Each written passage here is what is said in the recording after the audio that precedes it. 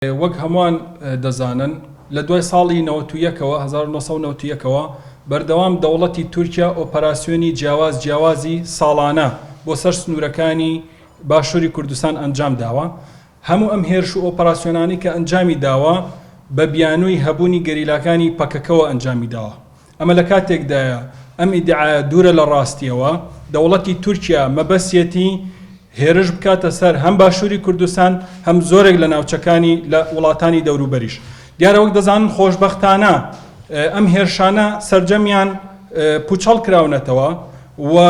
گەریلاکانی پەکەکە توانیویانەکە سنوورەکانی باشووری کوردستان بپارێزن. لەو چوارچێوێدا چەند ڕۆژێکە ماوەی 2 بۆ 3 ڕۆژە ئۆپەراسیۆنێکی تریان بۆ سەر ناوچەکانی بادینان ئەنجام داوە. ئەوەی کە ئێمە زانیاریمان هەبێ دیارە شکست بەو هێرشانە جارێکی تر هێنراوەتەوە و دەوڵەتی تورکیا لەلایەن وڵاتانی زلهێزەوە بەردەوام ئەخرێتە ناو پرۆڤۆکاسیۆنەوە و ڕوبەڕووی گەلی کورد ئەکرێتەوە.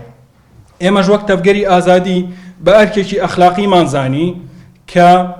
بۆ ئیدانەکردنی ئەو هەڵوێستانی دەوڵەتی تورکیا و لەشکرکێشیەکان چالاکیەک ئەنجام بدەین بەڕێپێوان لە بەردەم لە ساڵەکەەوە بۆ بەردەم باخی گشتی. دیارە بۆ خۆتان نەزانن چەند ڕۆژێکە دەسەڵات بە ئەنقەست کۆمەڵی ڕۆژەوی دروست کردووە تاکو ئەم هێرشانە تاکو ئەو ئۆپەراسیۆنەی دەوڵەتی تورکیا لە لای خەڵک ئاشکرا و معلوم نەبێ.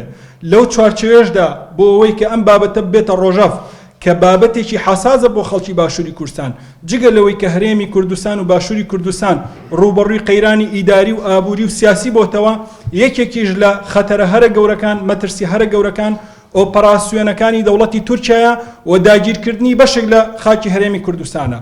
لەو چوارچێوێدا هەم پەرلەمانی هەرێمی کوردستان هەم حکومەتی هەرێمی کوردستان جگە لەوەی کە بێدەنگیان هەڵبژاردووە بە شێوازێک لە شێوازەکان هاو ئاهەنگن لەگەڵ دەوڵەتی تورکیادا بەداخەوە کە ئەمە بۆ خۆی یەک خاڵێکی تری ڕەشە پەڵەیەکی تری ڕەشە بە ناوچەوانی دەسەڵاتی کوردیەوە. لەو چوارچێوێدا ئێمە ئەمانویست لەبری پەرلەمان و لەبری حکومەتی هەرێمی کوردستان چالاکیەک ئەنجام بدەین ڕێپێوانێک ئەنجام بدەین. بانگەوازیمان بۆ خەڵکی سلێمانی و دەوروبەری کرد خەڵکێکی زۆر بەدەم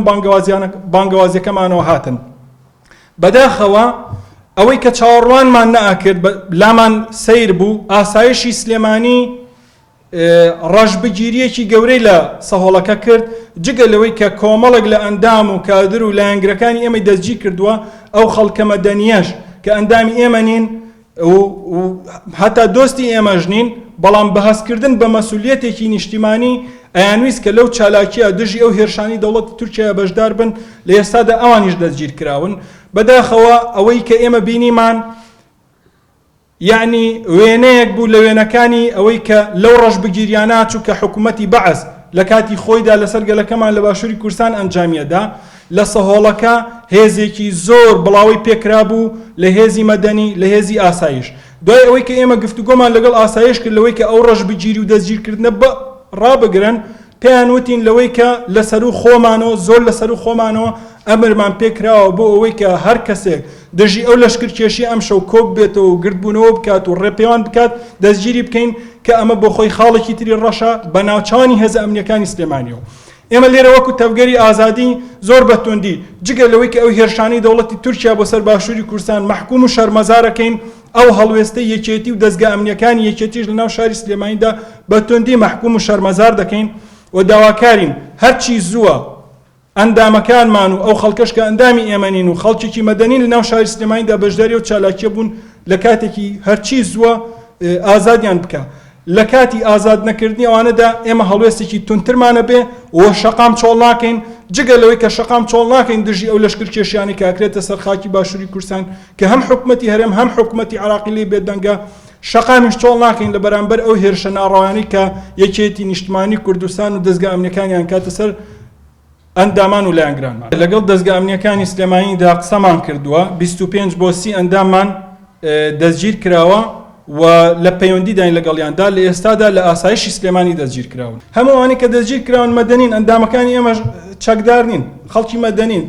ئێمە باز لەوەکەین جگە لە ئەندامەکانمان خەڵکێکی تری شاری سلێمانی کە ئەندامی ئێمە نین دەستگیر کراون ئەجینا هەمووانی کە دەستگیر کراوە دارێکیشیان پێ نەبووە هەنگاوی ئەوەمان ئەبێ لە کاتێکی هەرچی زووەگەر ئازاد نەکرێن خۆپشاندان ئەنجامەدەین خۆپشاندانێکی بەرفراوان ئەنجامەدەین بۆ ئازادکردنەوە ئەندامانەمە لەبەرەوەی کە پێمان وایە ئەمە ناحەقێکی زۆر گەورەیە لەبری ئەوەی طبعاً زۆر جار یەکێتی ئیدعای ئەوەکە کە خاوەن هەڵوێستێکی نەتەوەی و نیشتمانیە بەم هەڵوێستە دەری خست کە هاو ئاهەنگن لەگەڵ دەوڵەتی تورکیادا بۆیە ئێمە ئەمە بە کارێکی زۆر قێزەون ئەزانین هەموو جۆرە چالاکیە کە پێویست بکەین بۆ ئەوەی هەرچی زووە ئەو خەڵکەش و ئەندامانی ئێمەش ئازاد بکرێن